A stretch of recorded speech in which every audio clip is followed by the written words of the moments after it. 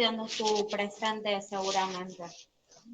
Pudieron ver que ya se subió a la plataforma hoy un foro, se compartió un video con algunas preguntas.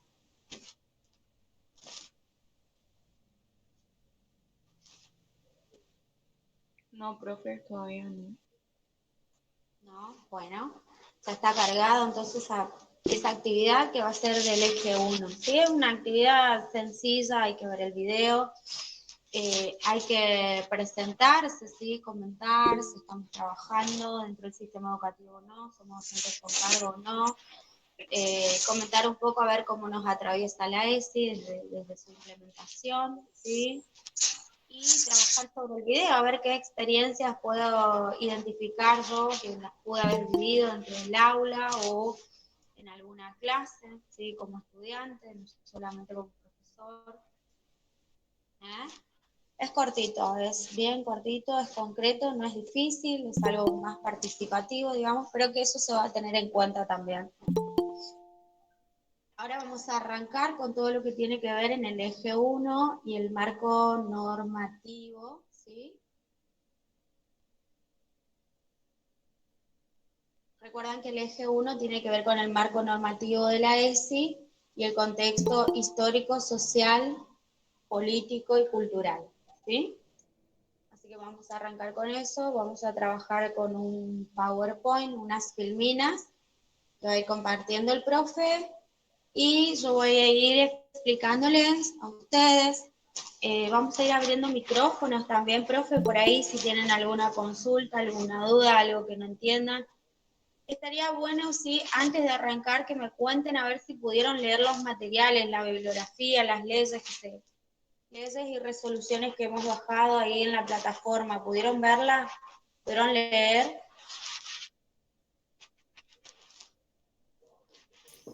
Una parte sí, no completo. Bien, una parte. Bueno, ¿el resto, los demás, pudieron verla? ¿Alguien más que la pudo leer?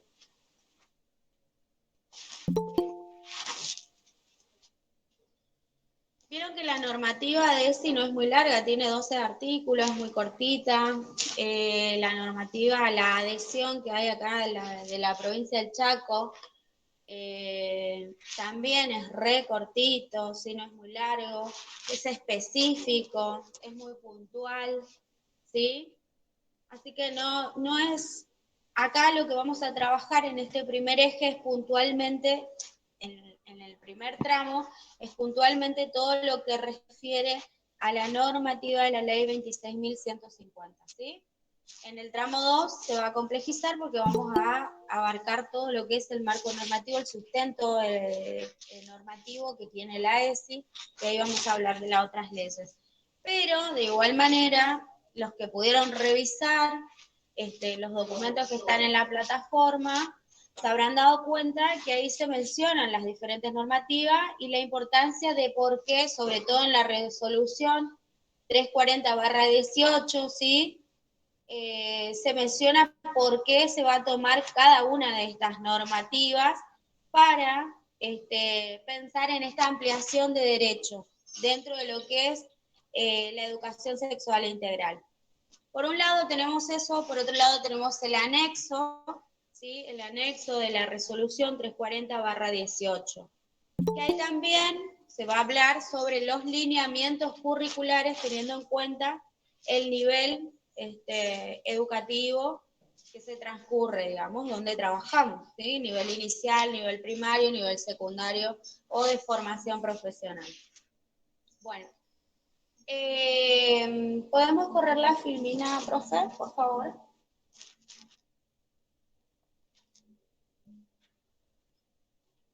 Vamos a decir que esta ley de educación sexual integral, lo que viene es a garantizar, ¿sí? Que todos los educandos puedan recibir, tienen el derecho de recibir educación sexual integral en las escuelas, ¿sí? Esto va a partir eh, de un piso ya normativo previo a la educación sexual integral. Ustedes saben que tenemos normativas internacionales, están los derechos humanos, ¿sí? Pasa de Filmina, profe, por favor. Podemos ir corriendo. Entonces vamos a ver esto. ¿Qué nos va a decir la Convención sobre los Derechos de las Niñas y los Niños y Adolescentes? ¿Sí?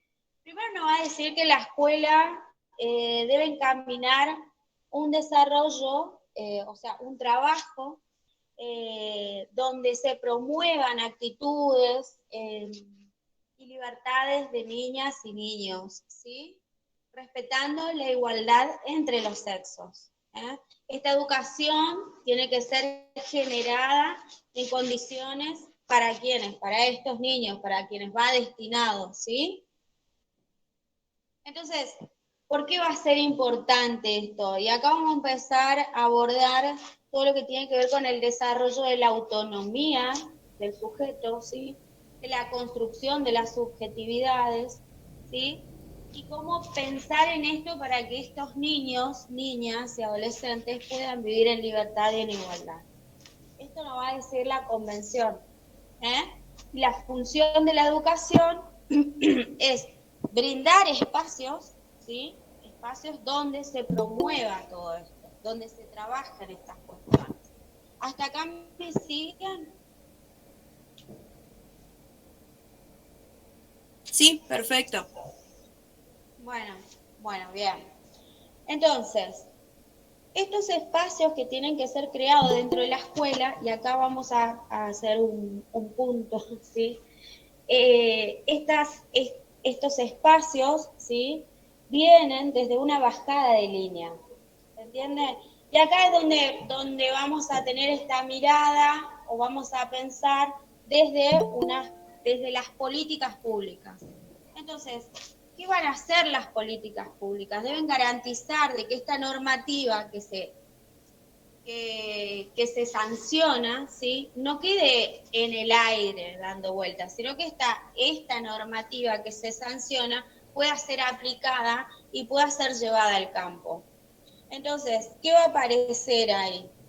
Va a aparecer el Programa Nacional de Educación Sexual Integral, ¿sí? Este Programa Nacional, pasamos a la siguiente filmina, profe.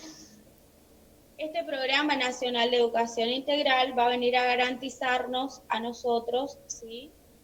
A darnos un sustento legal, normativo, de cómo o de qué contenidos enseñar dentro del sistema educativo. Bien, entonces, como les decía, educación sexual integral, pensar a la educación sexual integral es pensar en derechos, ¿sí? Estos derechos, este bagaje normativo que les decía que compone a esta ley, tiene un bagaje normativo que es nacional, ¿sí? Y un bagaje normativo provincial.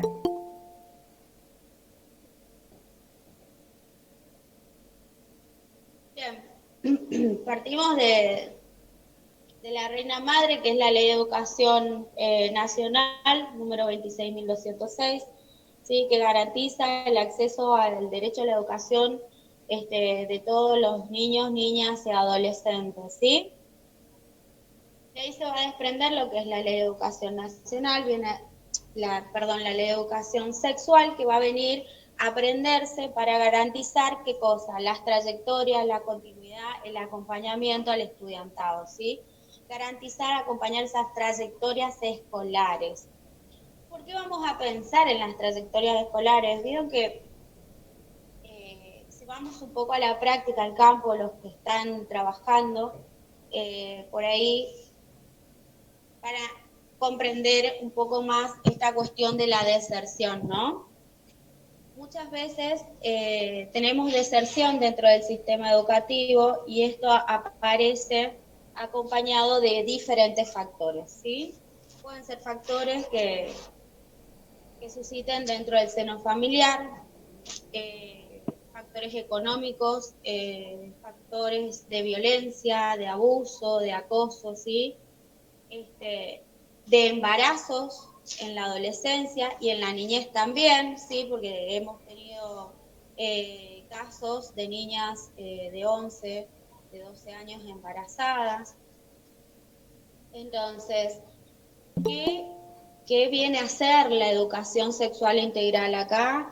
Es a brindarnos herramientas a nosotros, ¿sí? Desde un marco curricular, para poder trabajar todas estas cuestiones dentro del aula, pero no solamente para trabajarlas, sino también para prevenir situaciones, para detectar situaciones, ¿sí? Y poder intervenir como actores institucionales. ¿Se entiende hasta ahí? Entonces, en estos casos, entonces, por ejemplo, tenemos la Ley de Prevención y Erradicación de la Violencia de Género, ¿sí? Que, por ejemplo, en octubre se trabaja fuertemente sobre una cartilla que se llama Conectar en Igualdad, ¿sí? Se trabaja, se promueve en todo ese mes trabajar sobre diferentes temáticas, talleres, dinámicas que estén referidos a la violencia de género. Y cuando hablamos de violencia de género estamos hablando de violencia intrafamiliar, extrafamiliar, intraescolar, extraescolar, ¿sí? Violencia en la pareja, en el vínculo, ¿sí? Entonces, se promueve, digamos, desde la normativa, se van brindando diferentes herramientas, diferentes temáticas, mecanismos para ir trabajando durante el año, ¿sí? También vamos a decir que dentro de la normativa está la ley, bueno, vamos a decir no, de hecho están las leyes de matrimonio igualitario, por ejemplo. Y uno piensa y dice, bueno, ¿por qué está la ley de matrimonio igualitario acá? Que no tiene nada que ver, ¿no? Pero esto implica, por ejemplo, el cambio de mirada de las familias, ¿sí? Empezar a mirar esta cuestión de la concepción que tenemos nosotros de familia, la idea de familia, ¿sí? La familia tipo, la familia tradicional, mamá, papá, hijos, ¿sí? Y la realidad es que actualmente nosotros estamos viviendo momentos históricos y sociales, una conquista de derechos donde tenemos diversidad en las familias, ¿sí? O sea, no es hombre, mujer y niñas, ¿no? ¿Sí? Pueden ser parejas parejas homosexuales, puede ser familias disfuncionales, puede ser que no haya mamá, papá, hombre, mujer, pero sí haya abuelos, abuelas, tíos, tías. Entonces, ahí, bueno, ahí mezclé un poquito, pero lo que viene a hacer la ley de matrimonio igualitario es justamente esto, ¿sí? Hacernos comprender a nosotros que con este cambio de normativa, este cambio de paradigma, donde se incluye también a la diversidad, ¿sí? Comprender dentro del sistema educativo que cuando nosotros vamos a trabajar con las familias o cuando vamos a trabajar el día de las familias, ¿sí? Lo comprendamos o lo entendamos desde la diversidad. Después también tenemos la ley de identidad de género. ¿Por qué esta la ley de identidad de género es tan importante? Bueno, fíjense ustedes que estamos viviendo también tiempos cruciales donde la vivencia de los cuerpos, la vivencia de la sexualidad, la vivencia de la afectividad son otras, ¿sí?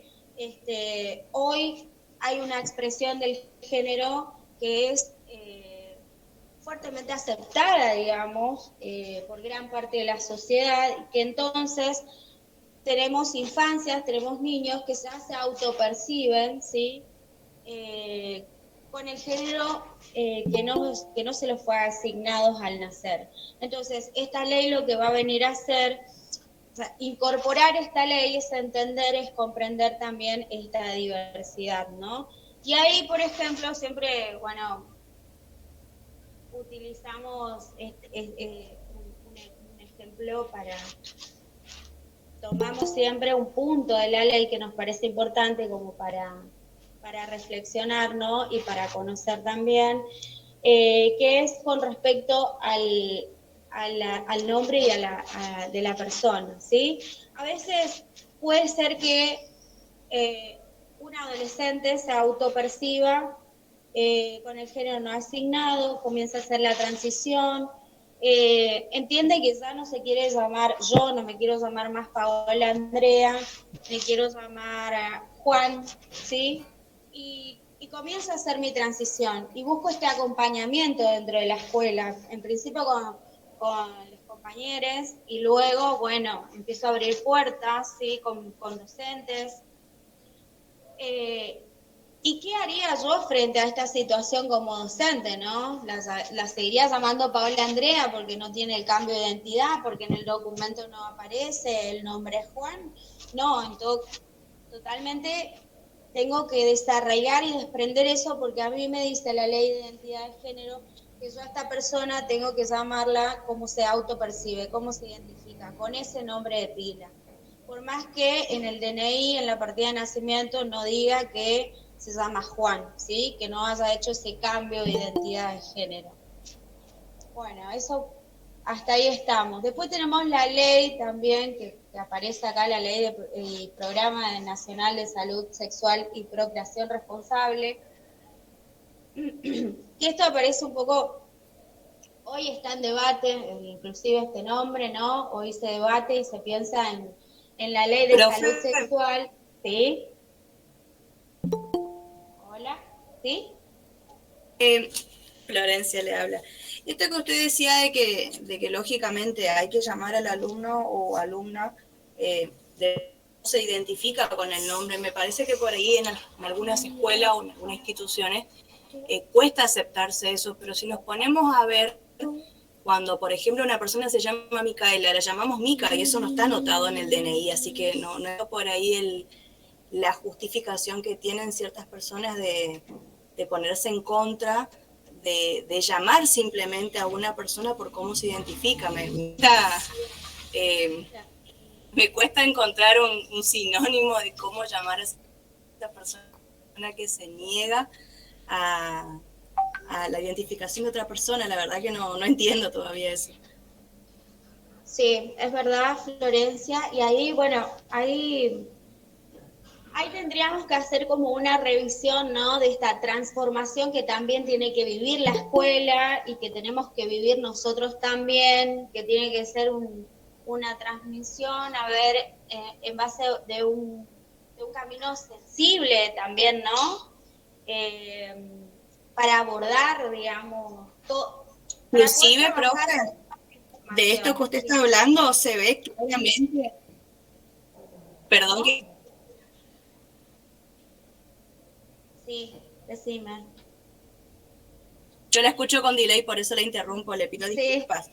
El ejemplo por ahí que quería dar de esto que hablaba usted recién, me acuerdo no hace mucho la novela esta 100 días para enamorarse, de cómo generó todo un debate, porque también se daba el caso de una alumna que se identificaba con el nombre Juan.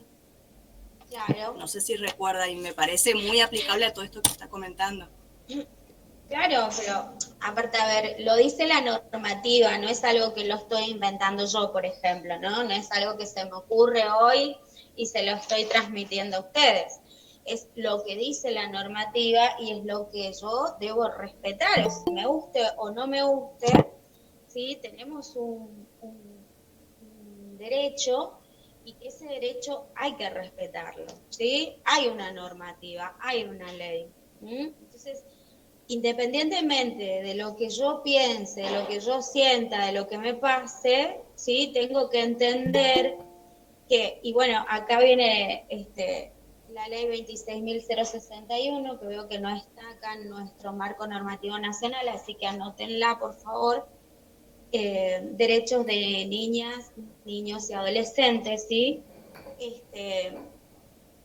Decimos que ¿Puede repetir, profe, por favor? Sí, la ley 26.061. Derechos de niñas, niños y adolescentes. Entonces, nosotros estamos diciendo, estos niños, estas niñas, nosotros no, la ley lo dice, ¿sí? Estas niñas, estos niños, estos adolescentes, son sujetos de derecho, ¿sí? Entonces, comprender a estas niñas, a estos niños como sujetos de derecho es comprenderlo desde el lugar de la toma de decisiones. Cuando yo pienso cuando yo hablo, cuando la ley me habla a mí de la toma de decisiones, me está hablando justamente de esto que hoy hablaba en la filmina anterior. ¿sí? Lo del piso normativo previo a la ESI. ¿Qué tiene que ver con esto? Con la autonomía, ¿sí? Con la independencia, con las libertades, ¿sí? Cuando hablo de toma de decisiones. Entonces, si yo no voy a respetar esta ley, a ver, si yo no voy a acompañar a esta toma de decisiones, a orientar esta toma de decisiones como adulto, ¿sí? Adulto responsable, entonces estoy violando la ley, ¿sí? Todavía seguimos encontrando padres padres, madres, tutores, tutoras, familias que creen que los niños, las niñas y las adolescentes son parte, o sea, son propiedades de ellos, ¿sí? Y en realidad ya no, la patria potestad dejó de existir en el 2010, con el cambio de paradigma que hay en el Código Civil y Comercial. Esto se pasa a un segundo plano y aparece la niña, el niño y el adolescente como sujeto de derecho. Y esto hay que respetarlo, ¿sí? Bien, hasta acá me sigue. ¿Alguien me quiere preguntar algo? ¿Quiere agregar algo? ¿Quiere comentar algo de su experiencia?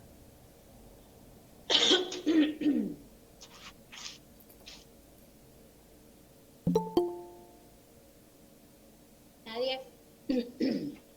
Hola, profe, ¿me escucha? Sí, hola. Buenas ¿Cómo tardes, estás? sí. Bárbara. Bien. Sí, Bárbara. Le quería comentar, o no sé si más adelante va a hablar Uh-huh. bueno, de estas leyes, estos derechos que en muchas instituciones todavía no se implementa, la ley de la ESI, por ejemplo. Claro. Sí, sí, sí, tal cual. Siguen habiendo resistencias, barreras, ¿Qué se sigue hace en siendo esos casos? negada Digamos, la ley. hay alguien que controla, que se fija en esa situación o queda al mando, digamos, de cada institución.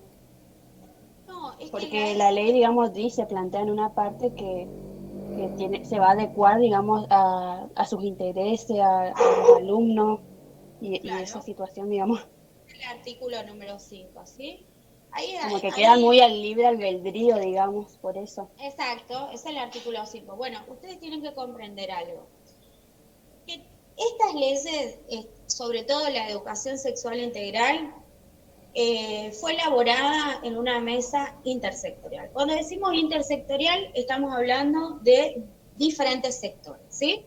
Diferentes sectores que conforman al Estado, que participan en la construcción de esta normativa. Entre esos sectores aparece la Iglesia, ¿sí? Como parte de la construcción a esta normativa. Eh, Hay una cuestión, por supuesto que acá, cuando pensamos en esta normativa, tenemos que saber que hay una gran influencia política, la toma de decisiones es política, digamos, ¿no? De estas normativas. Entonces, bueno, en el medio de esta negociación, algo tiene que ceder para poder, digamos, implementar esta normativa. Eso es lo que pasó con el artículo número 5, por ejemplo, ¿sí? Es decir, bueno, pero no es decir no se da educación sexual integral, sino que la educación sexual integral se debe dar, ¿sí? Se debe dictar en todos los niveles educativos, en las entidades públicas y privadas, ¿sí? Pero ¿qué me dice a mí el artículo 5? Que todo esto que está acá, ¿sí? Tiene que ser ajustado según las decisiones de la institución. ¿Sí o no? ¿Dice eso o no? Entonces, Sí, sí, bien. Entonces, cada institución tiene, digamos que por decirlo, ¿no? Esta patria potestad de qué enseño y qué no enseño dentro de lo que está acá en esta normativa. Pero no es que no enseño, ¿sí? Sí o sí tiene que ser aplicada la ESI en todas profe, las instituciones educativas. Lo que le pasa es que comento, ahí se decide, sí. sí, le comento lo que a mí me había pasado.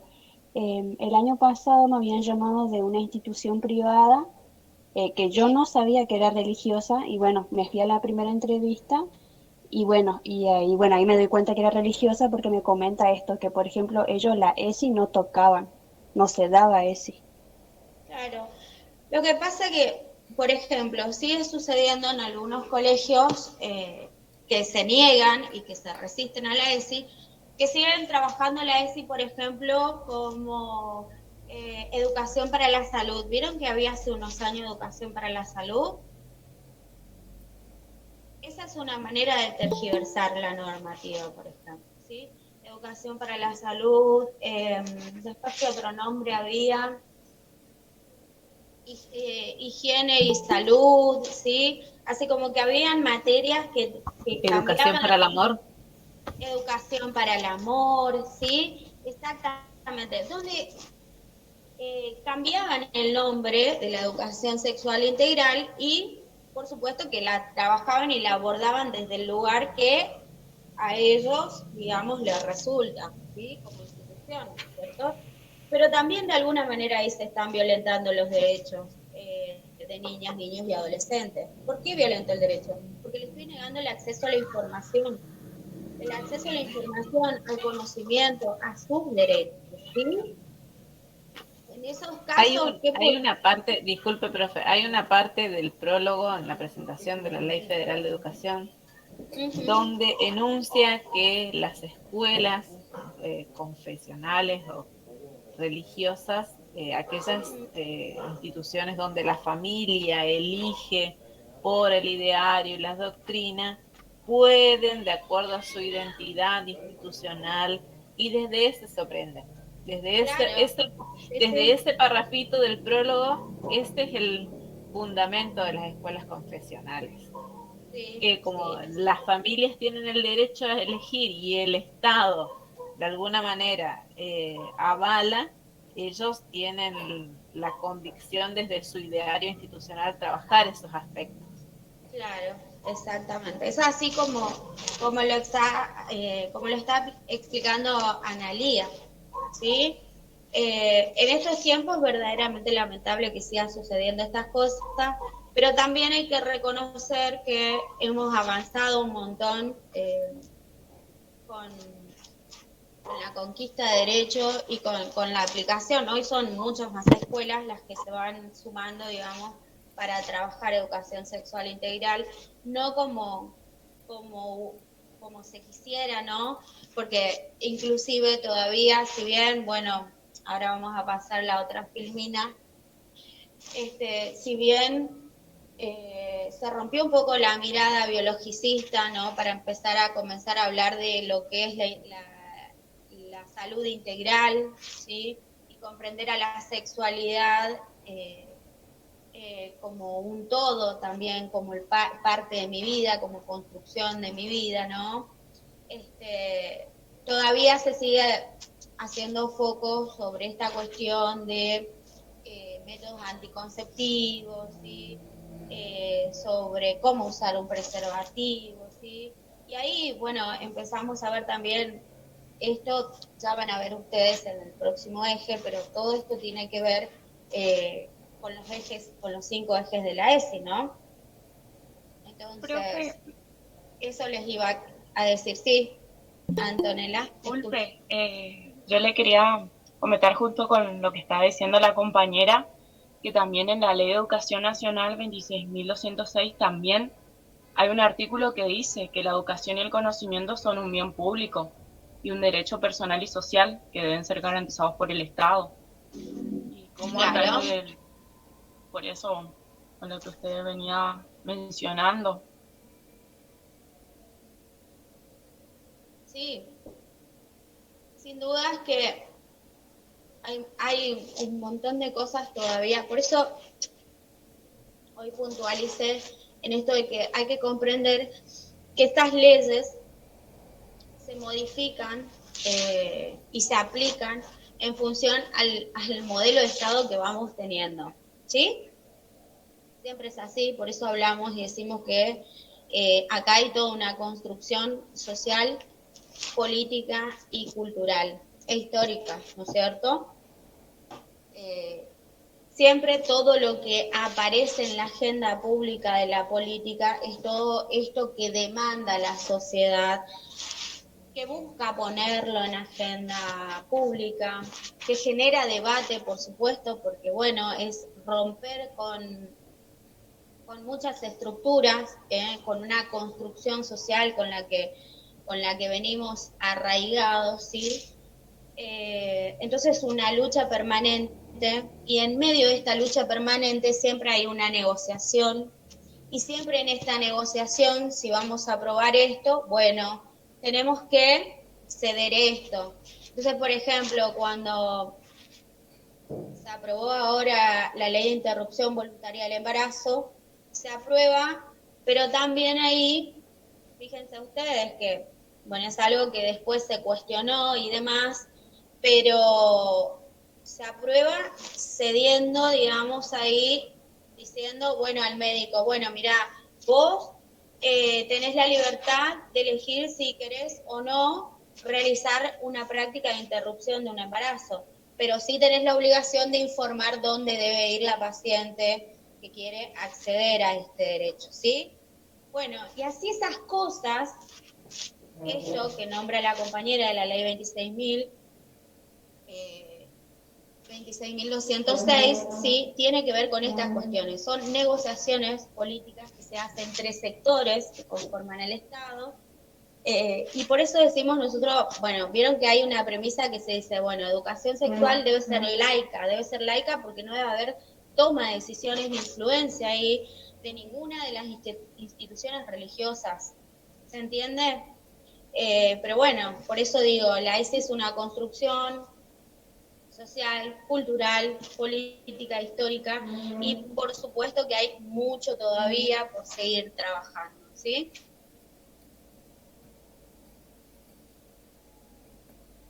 ¿Algo más, chicas, que quieran aportar? Está bueno, a mí me gusta esto de que ir intercambiando información.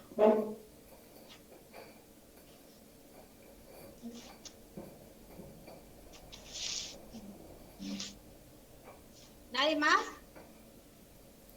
Bueno, continúo entonces. Quedamos en la ley de creación del Programa Nacional de Salud Sexual y Procreación Responsable. Esta ley, por ejemplo, bueno, hoy se está poniendo en debate porque tenemos que cambiar ese nombre y no hablar más de salud sexual y procreación responsable, sino de hablar de salud sexual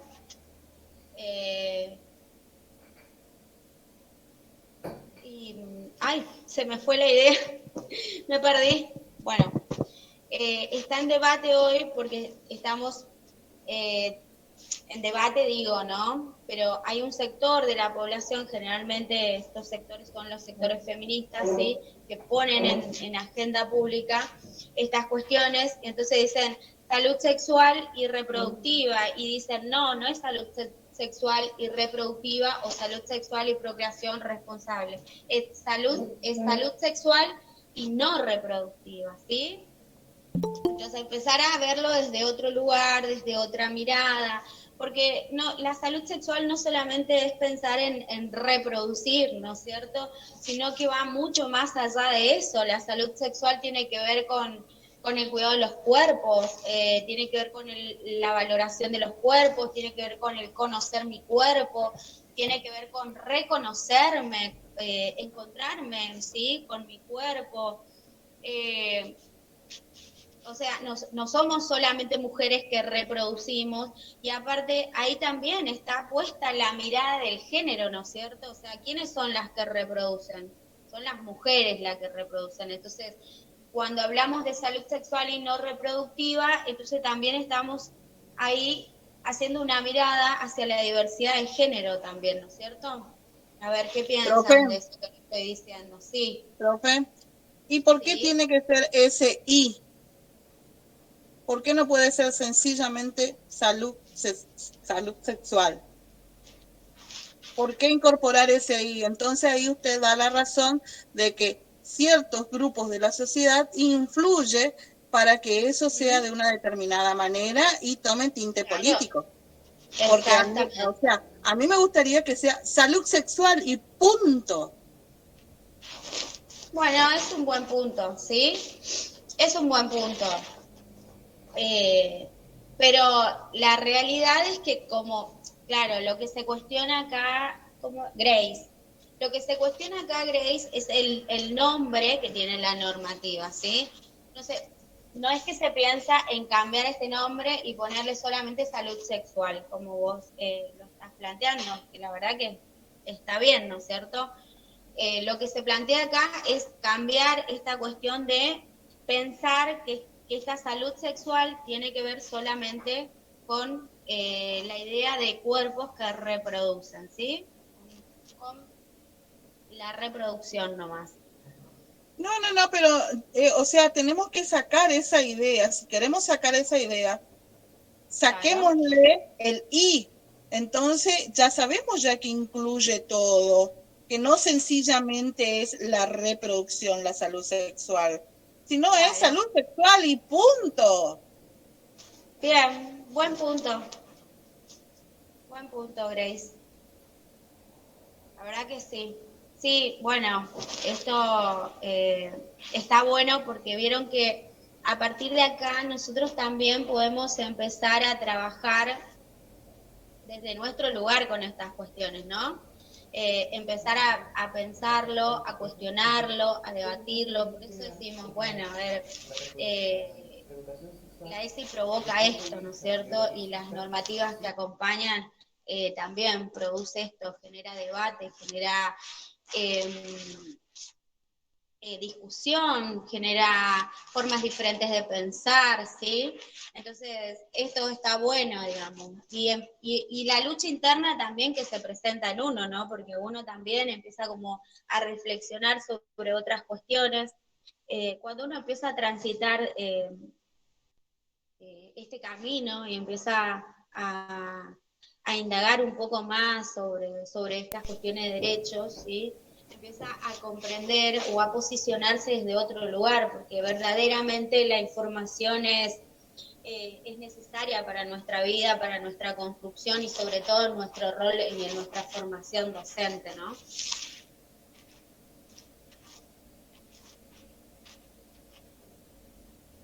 ¿Quieren agregar algo más? ¿Se entendió un poco esto de cómo se pone en juego estas decisiones políticas de lo que tiene que ver con la normativa? Mariela. Hola, buenas tardes. Quería decir que la parte reproductiva, digamos, el I reproductiva, hoy se resignifica y tiene que ver con esto de decidir cuándo queremos reproducirnos, digamos, cuándo queremos estar embarazadas y cuándo queremos interrumpir un embarazo. Entonces, por eso por ahí entra esto de lo reproductivo con una resignificación que sí tiene que ver con esto, con la toma de decisiones, donde entra el acceso a la interrupción legal del embarazo y la interrupción voluntaria del embarazo. Por ahí, por ese lado, pensarlo, y también lo de la salud sexual como a través de la responsabilidad, y no solo la responsabilidad y un sistema biológico, sino también el goce. El goce, señora presidenta, como decía Pino Solana en el debate del aborto. Entra también a jugar esto y como que se entran a resignificar estas normativas, porque vivimos en una sociedad tan cambiante, somos una olla de ebullición constante, y este movimiento feminista que vino a irrumpir en la historia, que vino a atravesar sobre todo desde el movimiento Ni Una Menos y con la ley de interrupción legal del embarazo, se puso en cuestión todas estas leyes y estas normativas, y lo que comentaban hoy con respecto a la ESI, al artículo 5, también por ahí esto de tener conocimiento del otro marco normativo nos ayuda por ahí a ser estratégicos a la hora de trabajar a lo mejor en escuelas confesionales, religiosas, y poder trabajar la ESI a lo mejor desde otras normativas, como por ejemplo, qué sé yo, los derechos de niña y adolescente, la ley 26061 te habilita a trabajar en otras cuestiones y trabajar la ESI sin decir ESI, digamos. A veces esto de trabajar algunos talleres o tomar algunas temáticas sin ponerle ese rótulo, pero en el contenido se habla. Igualmente, el año pasado se hicieron algunas encuestas en la virtualidad, y desde el Plan ENIA, por ejemplo, que es el Plan de Embarazo Intencional en la Adolescencia, que se está ejecutando en algunas provincias, una de las cosas que salieron y que se tomó, por supuesto, el Plan ENIA, que no está dentro de estas escuelas confesionales, pero sí los adolescentes y las adolescentes piden educación sexual integral. Entonces también estamos en un momento histórico donde, más allá de las normativas, la juventud La demanda. lo está demandando, entonces no pueden ya obviar eso. Entonces hay una adolescencia que está pidiendo la ESI, por ahí esto de buscar ser estratégicos y realizar la ESI sin ponerle el nombre ESI a lo mejor, y sin trabajar otras normativas, entonces se van dando herramientas a los adolescentes. Pero bueno, es muy interesante las normativas, porque te permiten hoy poner todo en debate y necesita que reformas y reconstrucción nuevas.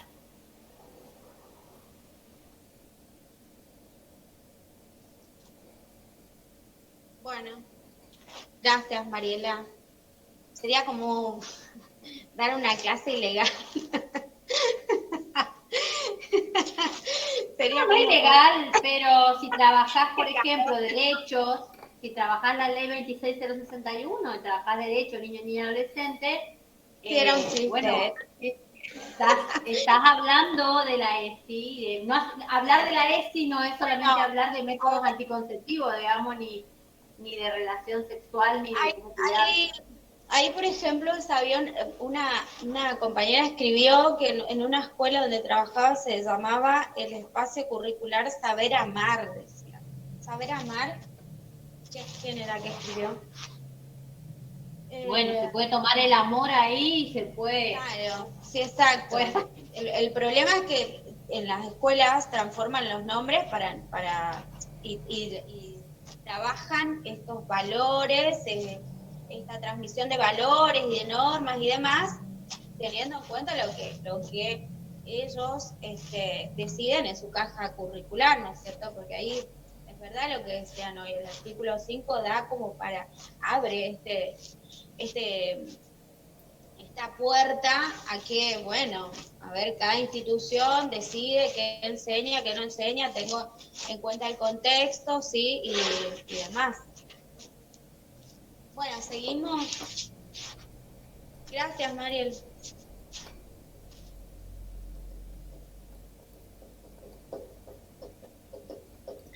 Bueno,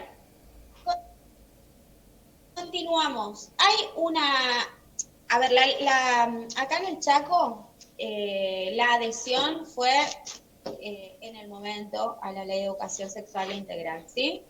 En el 2006 también se fue la adhesión de la Ley de Educación Sexual Integral del Chaco, es la ley número 5.811. Esta adhesión es completamente igual a lo que dice ahí. No sé si pudieron leer el material.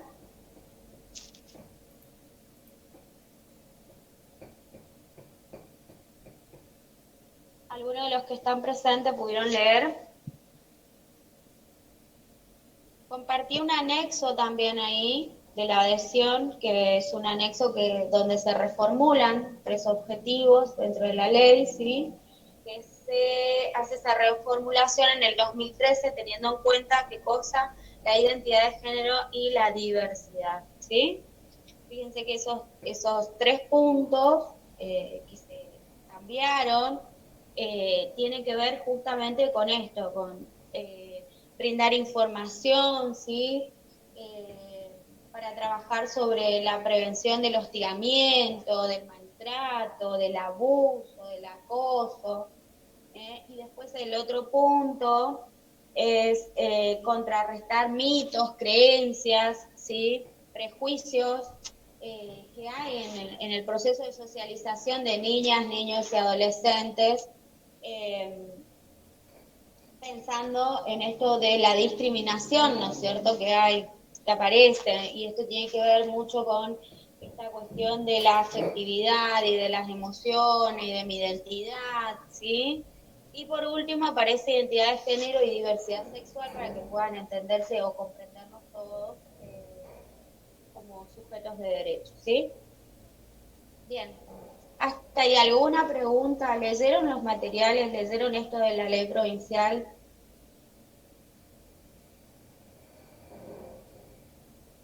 ¿Algo que quieran aportar?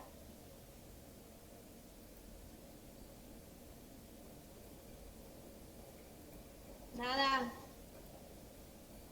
Bueno, continuamos. Por el momento no. ¿No? Gracias, Florencia. Bueno, la próxima Silvina que desapareció acá de nuestro Meet, viene a plantear, ahí va, bueno, se aparece ahora, van a ver, ahí está, bien. Tenemos 3 engranajes, estos 3 engranajes dentro de lo que es la educación sexual, sí aparecen los derechos, que era lo que estábamos hablando hoy, ¿sí?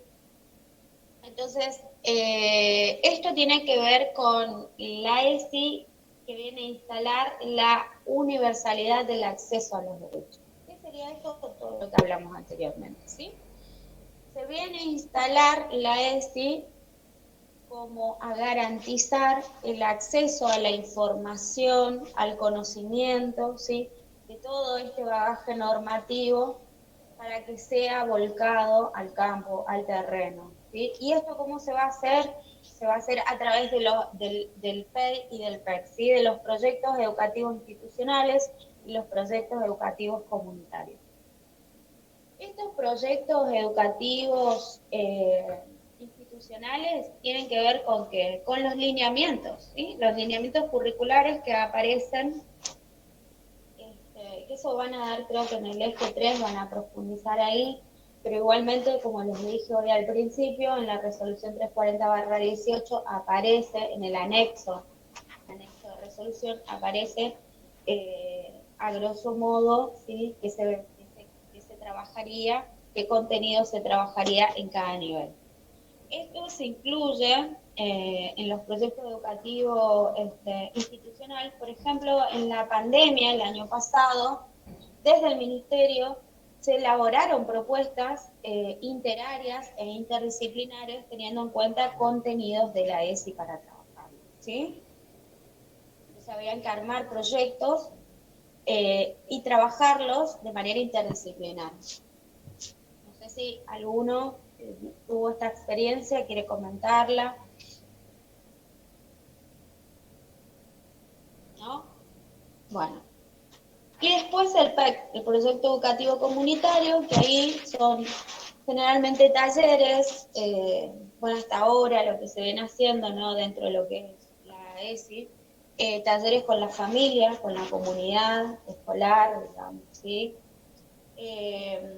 Trabajar, por ejemplo, alguna temática en algún día puntual sobre derecho, como decíamos hoy, de conectar igualdad, que no solamente tiene que ver con una propuesta de proyecto educativo institucional, sino que también puede trasladarse a lo que tiene que ver con lo comunitario, ¿sí? Trabajar violencia de género, trabajar perspectiva de género, ¿sí? Bien. Esto se desprende de la creación del Programa Nacional, ¿sí? De Educación Sexual Integral. Ahí es donde vamos a decir que se va a institucionalizar como una política educativa la educación sexual integral, porque va a aparecer todo lo que tiene que ver con los lineamientos curriculares, con los NAP, ¿sí? ¿Y quiénes van a desarrollar estos contenidos? Los docentes. Fíjense ahí aparece un cuadrito que habla de la jerarquización del rol docente. ¿Qué quiere decir esto?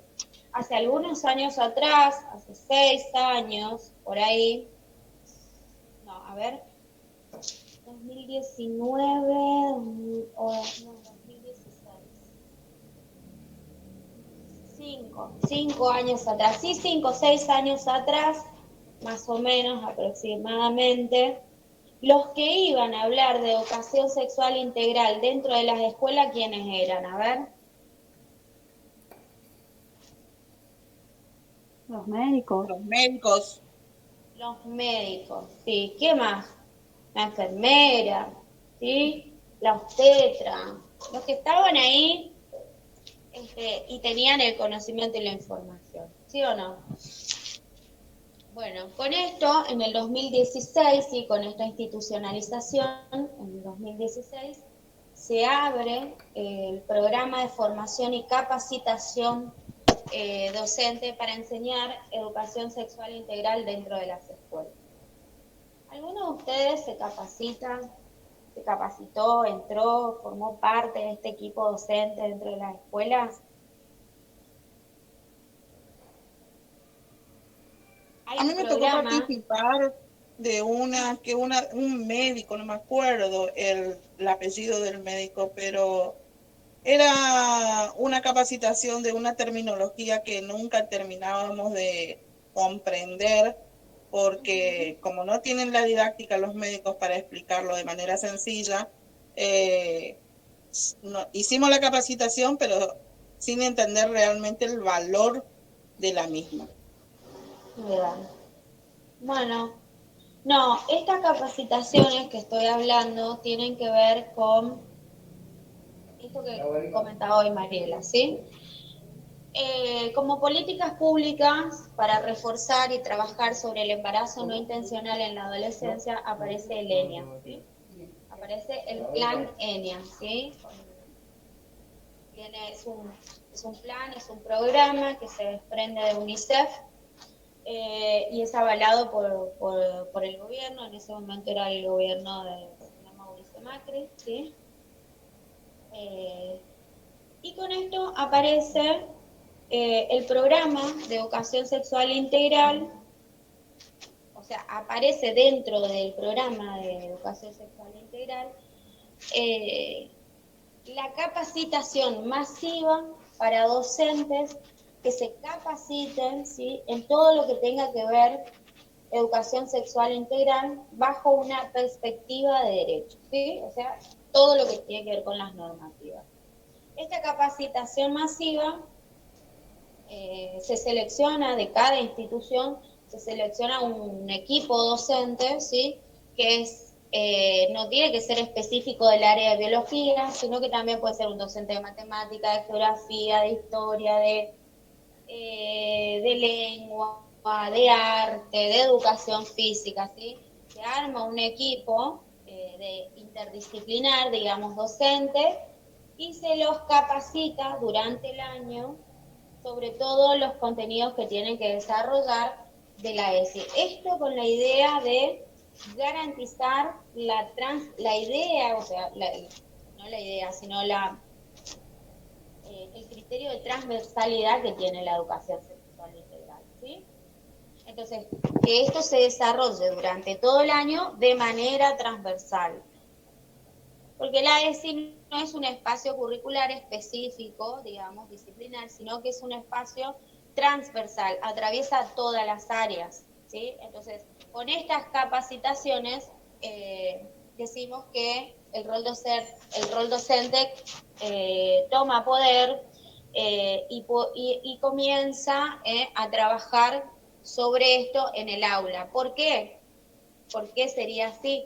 Bueno, porque el docente es el que identifica el grupo, que conoce a sus estudiantes, el que está más cerca, el que puede identificar algún tipo de episodio que esté sucediendo adentro, el que genera el vínculo con los estudiantes, ¿sí? Entonces, con esta idea es que se comienza a trabajar con los docentes de manera masiva, ¿sí?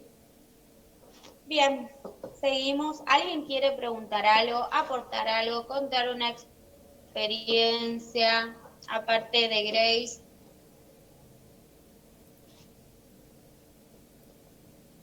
¿Alguno que trabaja, que esté trabajando, que haya armado algún taller, que haya armado o que haya vivenciado un taller de ESI?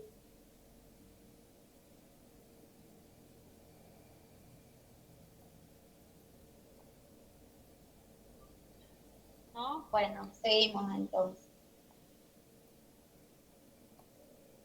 Para finalizar, vamos a pasar a los ejes, ¿sí? Que esto es algo que les toca a las profes que siguen. Los ejes de la ESI.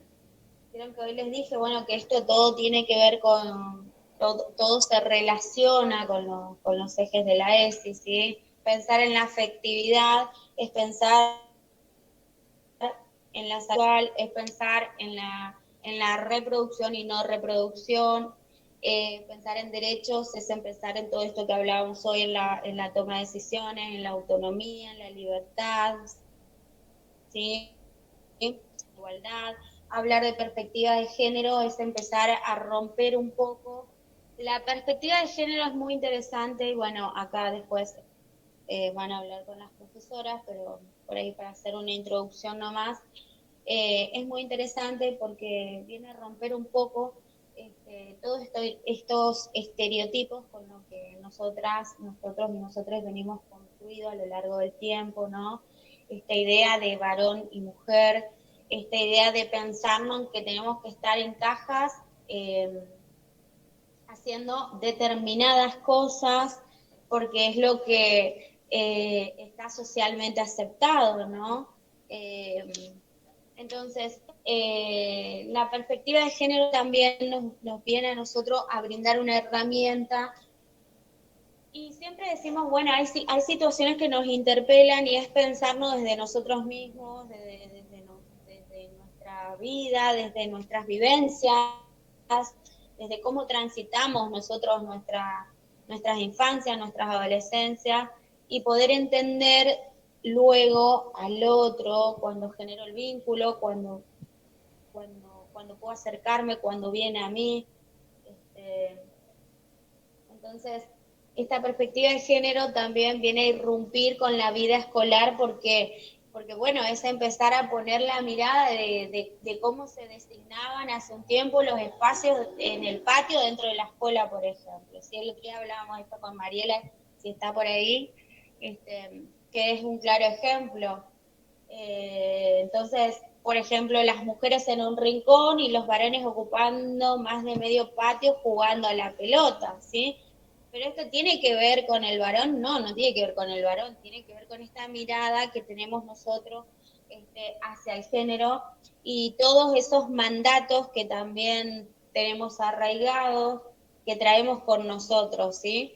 Esto es importante a la hora de pensar en la distribución de roles dentro de las escuelas, en los juegos, en las vestimentas,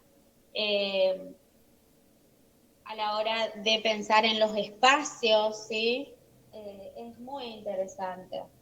Y bueno, después tenemos el cuerpo y la salud y la diversidad, ¿sí? Cuerpo y salud, que es algo importante también, es muy interesante porque hay que pensarlo desde no de la salud solamente desde la salud de enfermo, digamos, sino que también desde el bienestar de cada uno de nosotros, el bienestar de esos niños, niñas y adolescentes, y pensamos desde una mirada física, psíquica y social, ¿no es cierto? O sea, esa es la mirada integral que hay dentro del cuerpo y de la salud. Bien. Ahí escribieron algo que no puedo leer porque estoy sin computadora. Estaría bueno que si quieren hablar, participar, mejor, porque no puedo leer. Florencia estoy sin dice compu, los estoy con el juegos, celu. el uniforme de la escuela, donde Yo en el chat, profe, había puesto... Sí, perdón. ¿No? ¿Está bien? Sí. Sí, Florencia. No, que había puesto lo del uniforme, que por ahí, bueno, creo que todavía se da en algunas escuelas, no tengo que hubieran los días de acto, las niñas sí o sí tenían que ir con la pollera, era el uniforme estándar de los colegios. Y también los juegos, esto que por ahí mencionabas de que ciertos fútbol, bueno, hoy por hoy ha cambiado mucho esto porque ya hay campeonatos de fútbol femenino, pero en una época un poquito más atrás, sí o sí las chicas tenían que hacer vóley, básquet, prácticamente no había handball, era solamente un deporte para las niñas y los niños sí tenían un abanico más amplio.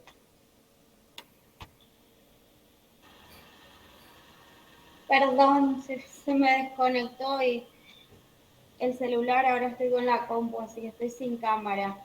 No pude escucharte, Florencia. No, decía Florencia que hasta no hace poco, con los uniformes, por ahí las niñas o las adolescentes tenían que ir sí o sí con pollera, aunque haga frío, y que ahora